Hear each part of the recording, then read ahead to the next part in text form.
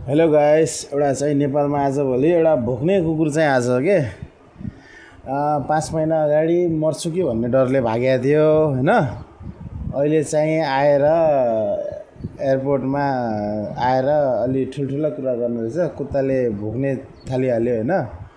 त्यो कुकुरले भोक्न थाल्यो भने उसको छेउराहरू पनि सँगसँगै डुलेर भन्न थाले कि बाघ आयो भनेर। भाइ बाघ आएको होइन, उसले एउटा जवाब दियो थियो नि, ज्ञानेन्द्र साईले त मलाई के गर्न सकेन रे, बालेलले के गर्छ त, चोर खाते ऊ राजा थियो, त्यही भएर उसले दया गरेको होइन।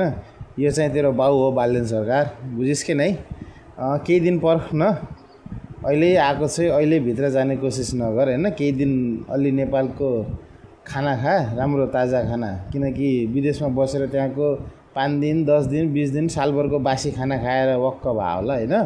केही दिन बस, घरमा बस राम्रोसँग होइन। अनि त्यसपछि त चाहिँ कुन खोरमा जाकिनु पर्ने हो त्यतिसम्म बालेन सरकारले सोध्छ क्या तेरो बारेमा। अनि त्यसको खातेहरू छ्याउरेहरू जो पनि छन्, यो नसोच्नुहोस् कि तिम्रो बाउ आयो र तिम्रो बाउले तिम्रो उद्धार गर्छ। तिम्रो बाउ चाहिँ भिखारी हुन्छ केही दिनमा होइन।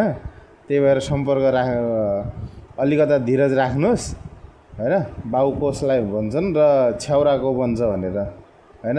तिमी साले खातेहरू थुक्क मुजी एमालेको झोलेहरू, साला रन्डीको बान खातेहरूलाई यति पनि थाहा हुन्न कसले देश बेचेर खायो कसले के।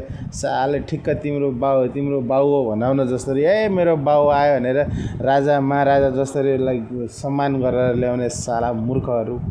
त्यस्तो पनि मूर्खता देखाउने हो र? जतिखेर भाइहरू मरिरहेको थियो त्यतिखेर त्यही मान्छे आफ्नो ज्यान बचाएर भागेको थियो।